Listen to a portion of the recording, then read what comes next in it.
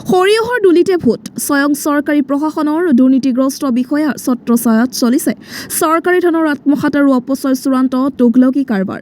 ছবিখন শিৱসাগৰ জিলাৰ ডিমৌ উন্নয়ন খণ্ডৰ চৌহদত পঞ্চদশ বিত্তীয় আয়োগৰ 2021-22 বৰ্ষৰ তৃতীয় কিস্তিৰ অনুমোদিত 9,64,000 টকাৰে 107 নং থাওৰা বিধানসভা সমষ্টিৰ বিধায়ক সুশান্ত বৰগোহাঁই খোৱাপানী বটলিং প্লাণ্টৰ আৰু শৌচাগাৰ নিৰ্মাণ কৰা হৈছিল। কিন্তু আশ্চৰ্যৰ বিষয় এইটো যে বটলিং প্লাণ্টৰ টিউবেল এমাহৰ পিছতে নাইকিয়া হ'ল আৰু শৌচাগাৰটো ব্যৱহাৰ নহয়, তলাহে লগোৱা থাকে। প্ৰধানমন্ত্ৰী স্বচ্ছ ভাৰত মিছনৰ দুৰৱস্থাৰ এখন চৰকাৰী কাৰ্যালয়ত ডিমত ব্যাপক প্ৰতিক্ৰিয়াৰ সৃষ্টি হৈছে। চৰকাৰী বিভিন্ন কামৰ বাবে কাৰ্যালয়টোলৈ অহা মহিলাসকলে শৌচাগাৰৰ অভাৱত ব্যাপক সমস্যাৰ সন্মুখীন হোৱাৰ কথা উল্লেখ কৰি আহিছে।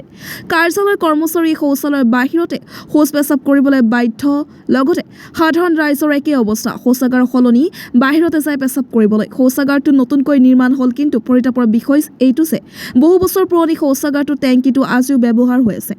বিষয়টো দুৰ্নীতি নিৰ্মূলকাৰী হিমন্ত বিশ্ব শৰ্মা নেতৃত্বাধীন চৰকাৰখনে বিচাৰ কৰিবনে? ডিমৌৰ পৰা শিৱকুমাৰ চৌহানৰ ৰিপৰ্ট, নৰ্থ ইষ্ট ফ্ৰণ্টিয়াৰ নিউজ।